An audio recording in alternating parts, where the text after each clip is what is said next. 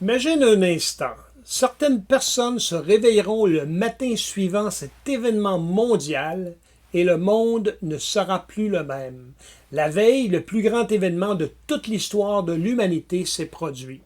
Jésus-Christ est revenu. La bataille d'Armageddon est terminée.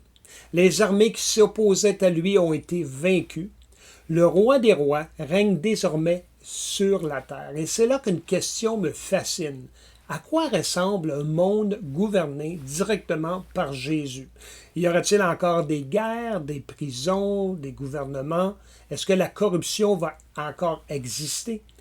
Les animaux seront-ils toujours dangereux pour les humains? Et surtout, pourquoi Dieu a-t-il prévu un règne de 1000 ans avant l'éternité? Étonnamment, la Bible répond à toutes ces questions. Pourtant, cette période est rarement expliquée. On parle souvent du retour de Jésus, laquelle est prophétisée dans la Bible à plusieurs endroits, mais beaucoup moins de ce qui vient immédiatement après. Et pourtant, ce règne de 1000 ans est l'une des plus extraordinaires démonstrations de la fidélité de Dieu.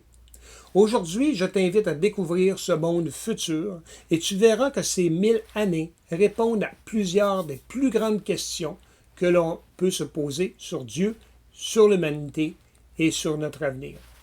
Avant d'aller plus loin, situons rapidement cette période. Sur la diapositive que vous voyez à votre écran, je vais expliquer rapidement, c'est un diapositive qui indique un peu, si vous voulez, les grandes lignes du temps biblique, à partir complètement à votre gauche d'Adam jusqu'à Jésus qui est arrivé sur terre et, comme on sait son histoire, est mort, enseveli, est ressuscité, est monté au ciel. Donc, il y a à peu près 2000 ans de notre ère d'aujourd'hui. Et on voit à la droite, de la partie droite de cette diapositive, après Jésus, NT pour le Nouveau Testament, et la période de grâce. La période de grâce, c'est dans laquelle nous vivons actuellement. Nous sommes sauvés non plus par faisant ou essayant de faire toutes sortes de bons gestes, si vous voulez, ou de remplir toutes sortes de commandements.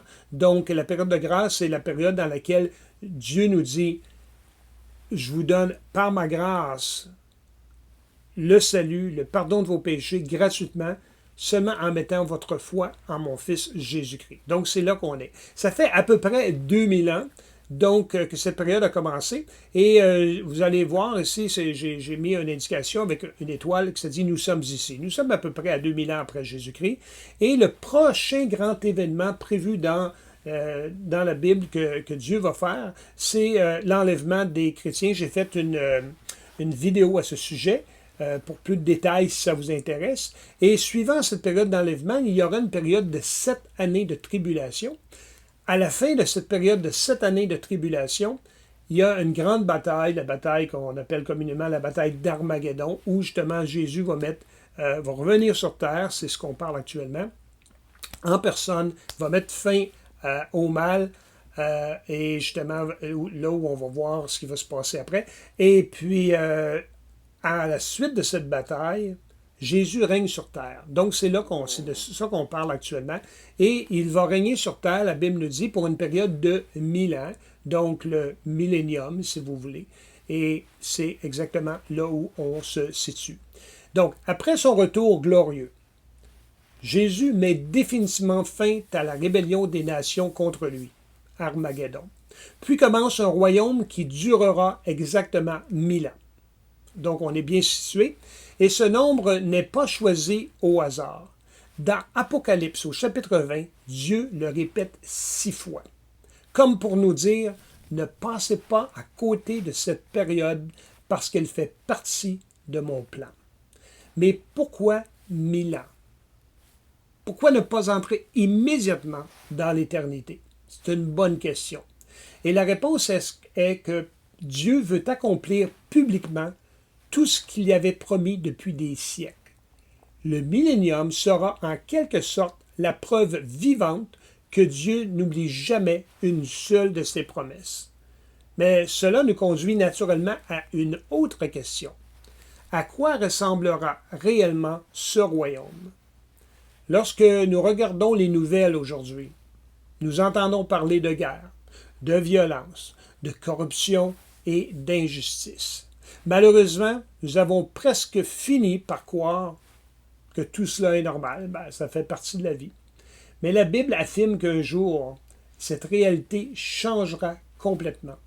Le prophète Ésaïe écrit « Il jugera les pauvres avec justice et prononcera avec droiture en faveur des malheureux. » Hey, imagine un instant un gouvernement où aucune décision n'est influencée par l'argent, où aucun innocent n'est condamné, où aucun dirigeant ne cherche son intérêt personnel, où chaque décision est parfaitement juste.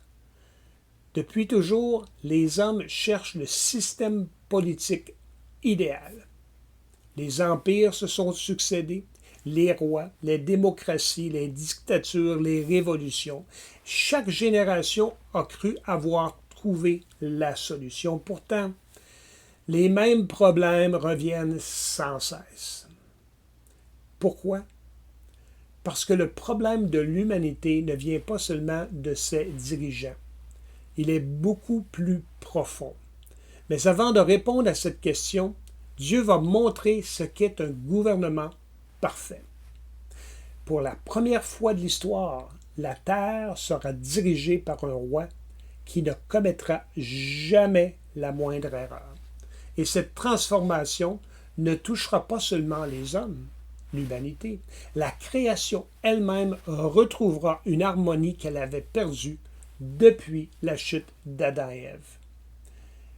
Ésaïe décrit un monde où le loup et l'agneau vivent ensemble en paix.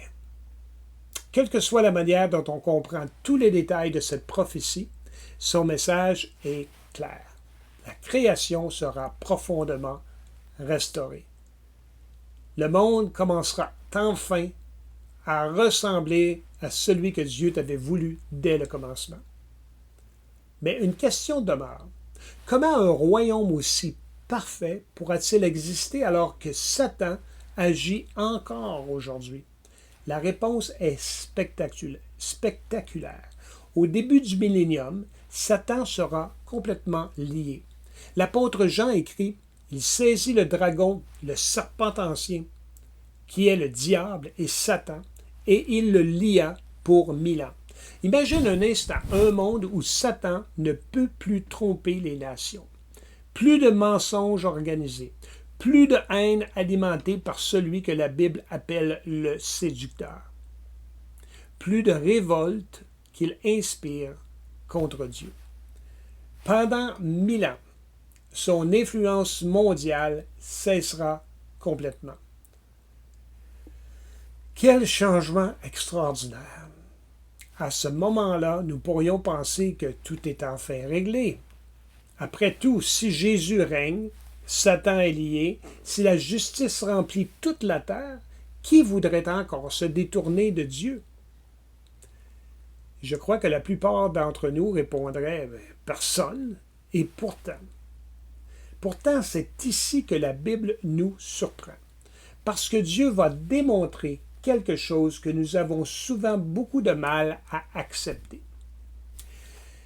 Nous pensons parfois si seulement notre environnement était meilleur, si seulement il n'y avait plus de violence, plus de corruption, plus d'injustice, alors les hommes feraient naturellement le bien.